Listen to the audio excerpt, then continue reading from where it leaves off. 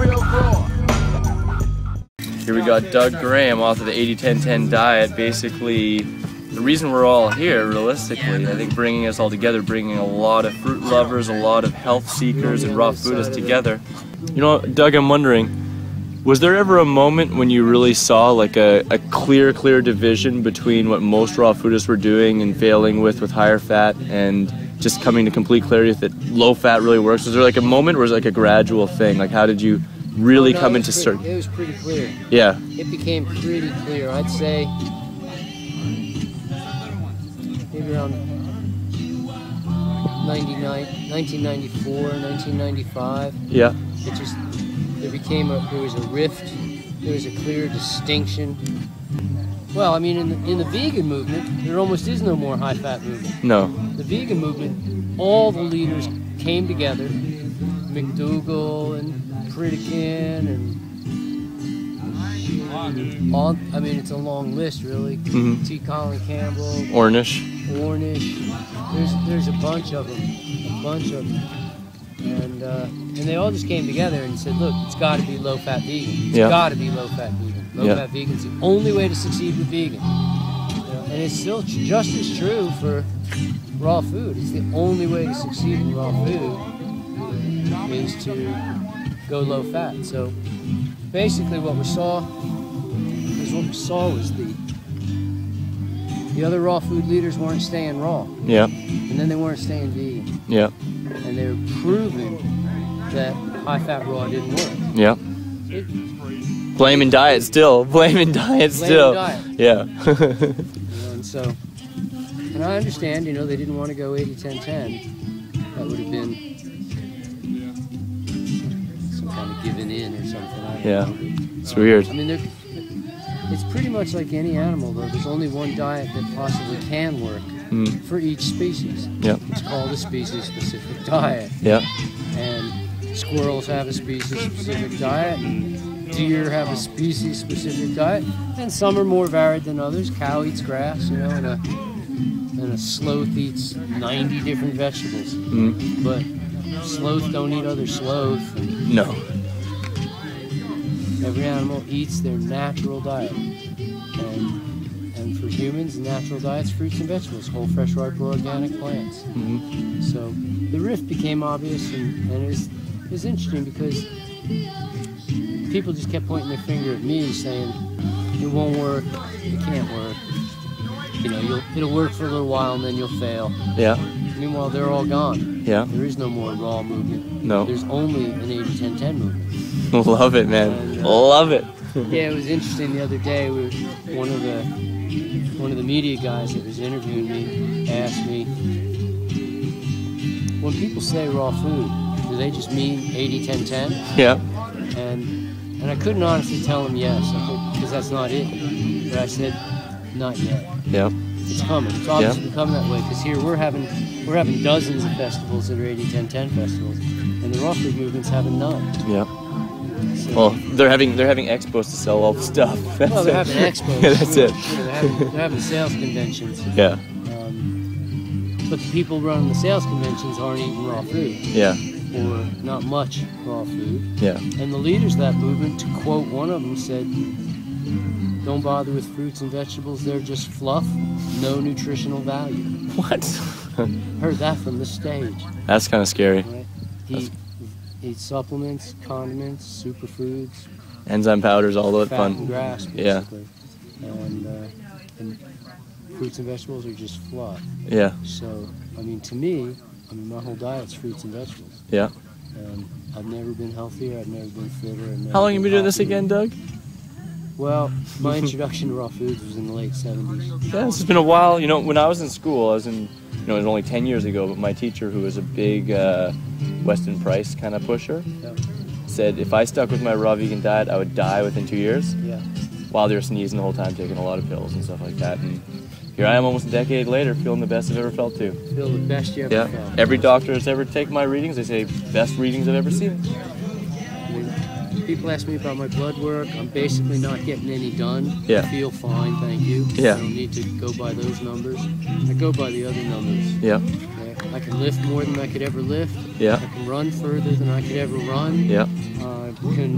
What else do I want to know? I was running wind sprints up the hill this morning with the fast dudes. Yeah. Okay? They all beat me, but they're all half my age. Yeah. And but I'm running wind sprints up the hills, and my balance is good, my energy is good. I'm highly productive individual still. I'm in good spirits. I don't think I've ever been happier in my life than I am now. That's awesome. And I just think when you're healthy, you can do the things that are interesting. And when you're unhealthy, the only thing you can do is work on your health.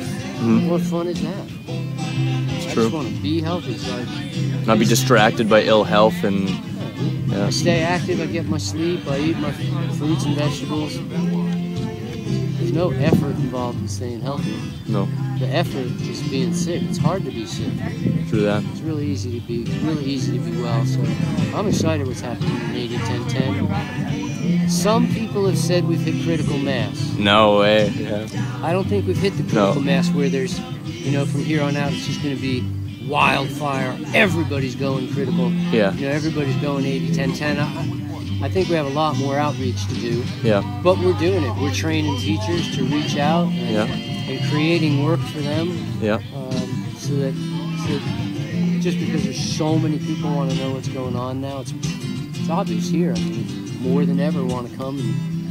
It's coming quick, man. Though I think that critical mass will come pretty soon. It'd be fun to hit critical mass. We get to a point where you go, there's no stopping it. 80-10-10 is going to take over the world. Yeah, yeah. For me, that's not a point of pride in any way, shape, or form. I'm happy for the people who are getting healthy. Yep.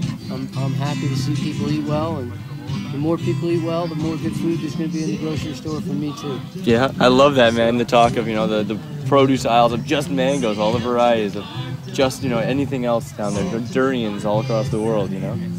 Pretty bright future. I think it's a very bright future for fruit. When we know that the solution to a tremendous number of our health problems, especially our environmental problems, is just plant trees. Yep. Why not just plant fruit trees? We're just planting fruit trees. Yep. Everywhere. Yep. Just everywhere. Yep. Fruit's free, man. Fruit. Well, air's still free, and exercise is still free, and I think food should be free. Personally, sleep's free, and so many of one of the beauties of the way nature's set up for us is that all of the requirements of health are pleasurable. Yeah. And that's just one of the coolest things, is that whether it's eating sweet fruits or going to bed at night when you're tired or taking a bath. Yeah. I thought you were going to say taking a poop. Yeah, taking a poop too. Well, it's pleasurable when you're healthy and it works right. Yeah, very true, very true. Virtually all the things that we need to do or take or experience as part of a healthy lifestyle, these are all pleasurable experiences. And the thing to me is I just look at perfume commercials.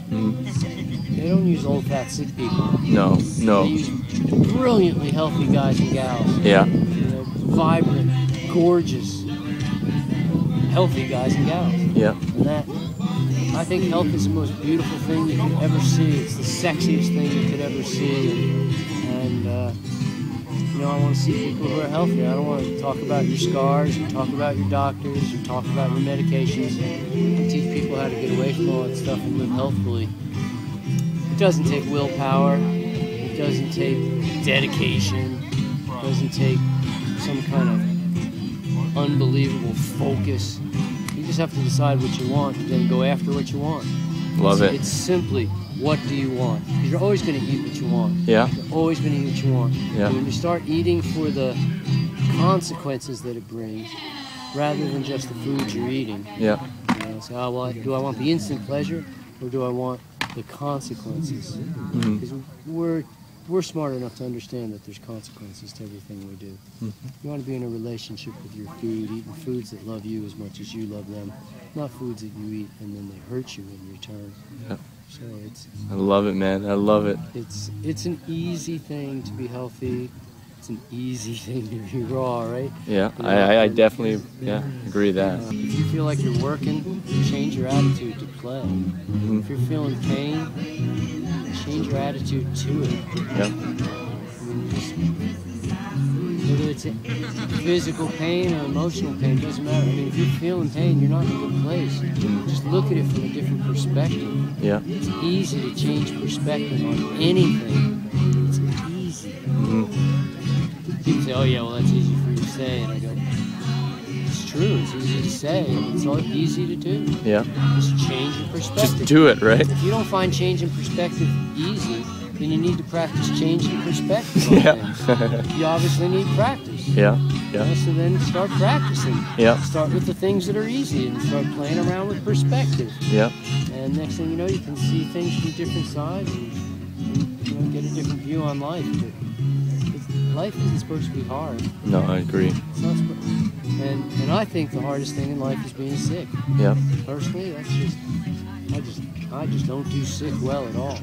So how you been enjoying Woodstock this year, Doug? You know, the Woodstock Food Festival, there's nothing like it in the world. No. There's just nothing like it in the world. I've been to half a dozen 80-10-10 festivals around the world this year, and there's going to be about a dozen next year.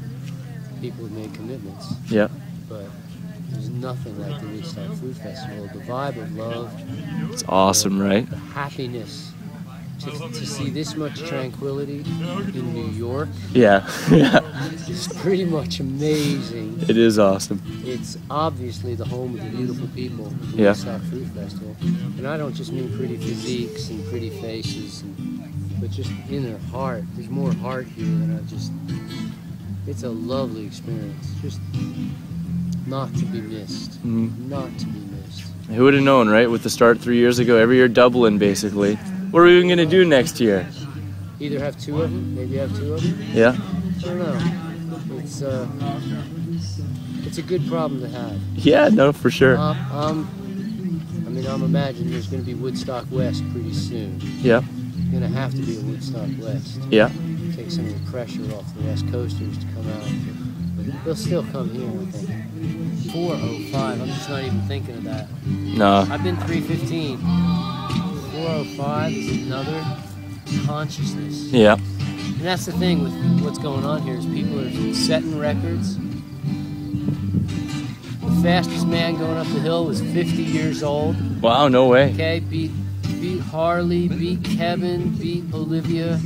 By far and away the fastest man. Todd's 50 years old and he's been doing 80-10-10 longer than almost anybody here. I'm tickled to see Woodstock Food Festival thrive. Heck yeah, man, me too. I have no idea where it's going or how fast it's going to grow. I heard a rumor 71% for next year, but I don't know. Yeah. If it grows another 71%, you know, we're hitting 1,000 people and pretty much maxing out this facility. For sure. But then this facility is talking about growing. Yeah. So maybe they'll grow to meet our needs. All growing together, right? That's a beautiful thing anyway. Meanwhile, the food's fantastic. I thank you, Chris, for putting out this fantastic food night after night. Absolute Showing pleasure. people how good food can taste.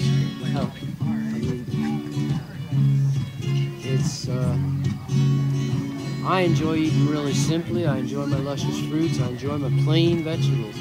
But at the same time, showing people how to make fantastic dishes and lure them in. Yeah. And how effortless. You're making dinner for 600 people. That's a pretty good challenge. It's been a fun challenge to grow, for sure. It's a Definitely. good challenge. And you're rising to the occasion. So kudos to you and your whole crew. The people who organized this whole thing and run it. I don't know. I think it would be. The whole thing's fantastic because it's got attendees. Yeah, guaranteed, guaranteed. People who are here make the festival. Yeah. I've met the finest people I've ever met. Yeah. Right here at the Woodstock Food Festival. I'm looking forward to coming back year after year. I hope they invite me. I'm more than sure they will. And man, Doug, I just want to share my gratitude for you, and I know that everyone here has that same gratitude. You know, They've told me, they've made it clear. You've made it clear. I've been honored and humbled and appreciated. Yeah. Gosh, everybody should have that feeling. Heck yeah. You know, I wrote a book a long time ago. I thought it was going to take over the world, change the world for the better, and nothing happened. Nothing happened with the next one, and the next one, and the next one, and the next one. But then I wrote 80-10-10, and to be quite honest, I didn't have the highest expectations because I a little bit. I've been realistic a couple of times too many, you know. Yeah. But 80-10-10's interesting because it was released in '06 and sales have risen every year. Yeah. It's still rising now. Finally now we're out in 7 new languages. Yep. Got 24 more in the works, and I'm just tickled that people are wanting it. Heck yeah. You know, but it's reaching out to a lot of people, and I think that's a really good thing. I think so too. Yeah, I have it up on my site, and of course you have it in digital. Do you have it in digital format? Yeah, now? sure. Yeah, digital format and in paper format at It's foodandsport.com. It's coming out in ebook soon. Yeah. I mean, coming out in audiobook soon. Sick. That's awesome. Yeah, so we'll have the audio version for people who like that better. Yep.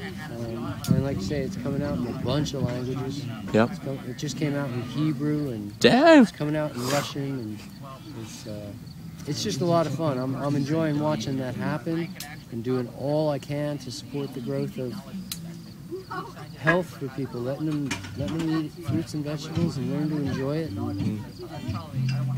don't know. Basically, I tell people just try it. Yeah. I really feel. I know it's an old reference when I talk about the Borg from Star Trek. Yeah. But my feeling on 80-10-10 is resistance is futile. It's coming. I got a Borg tattoo, man. You too will be assimilated. You will be Join the sweet assimilated. side of life, right? So you can lead from the front or you can follow from the back. Dr. Doug Graham. Woodstock interview.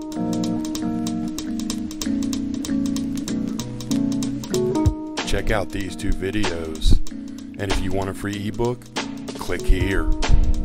TheRawAdvantage.com. Excited to announce my new iPhone app, free with 101 frickin' awesome recipes, Terry retreat treats, food combining charts, shopping carts, and more.